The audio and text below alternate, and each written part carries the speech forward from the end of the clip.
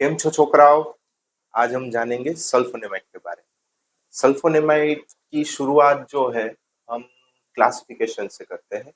Classification में we are classify the sulfonamide into short acting sulfadiazine, intermediate acting sulfamethoxazole, long acting sulfadoxime and sulfamethopyrazine, and other sulfonamides are the sulfacetamide, mefenide, silver sulfadiazine and sulfasalazine।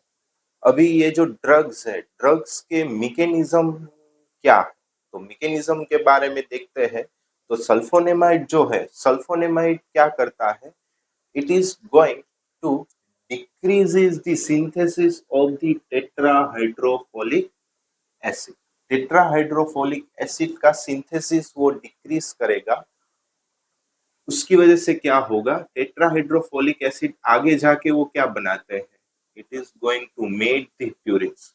और purines जो है, purines किसके लिए जरूरी है, DNA और RNA बनाने के लिए डीएनए में प्यूरिन्स होना जरूरी है। अगर हमने डाइहाइड्रोफोलिक एसिड बनना बंद कर दिया बैक्टीरिया के अंदर, तो उसकी वजह से क्या होगा कि प्यूरिन का जो सिंथेसिस है वो बंद हो जाएगा।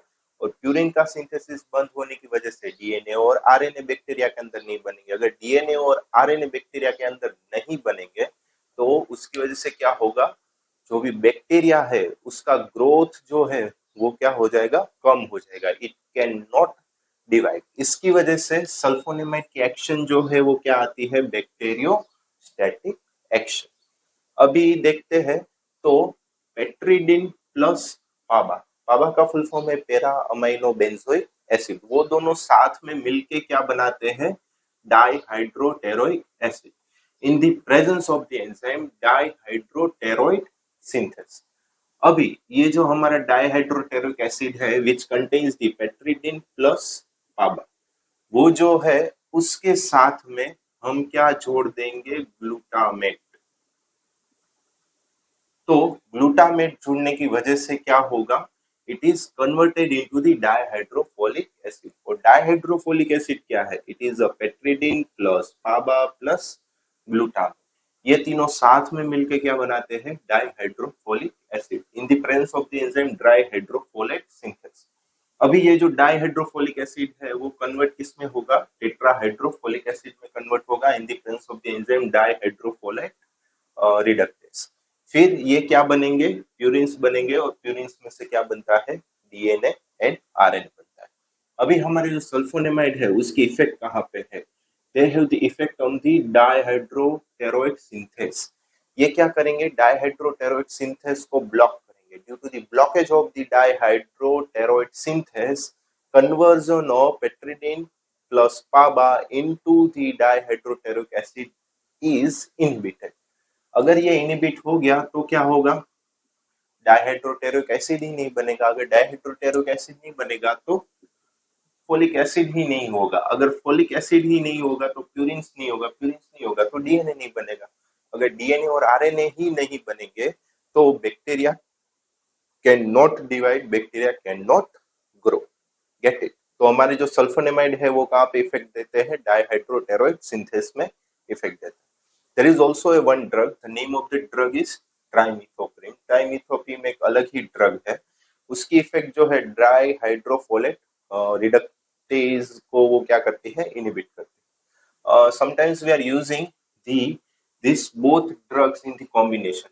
हम क्या करते हैं कि एक सल्फोनेमाइड लेंगे और साथ में क्या देंगे, हम ट्राइमिथोप्रिम देंगे। ये दोनों साथ में देंगे तो उसकी वजह से क्या होगा, दोनों की एक्शन जो है सिनर्जिस्टिक, दोनों की एक्शन होगी और एक्शन क्या हो जाएगी, बढ़ जाएगी। और बैक्टीरिया का ग्रोथ जो है हम और भी ज्यादा हम क्या कर सकते हैं, उसको हम स्टॉप कर सकते हैं।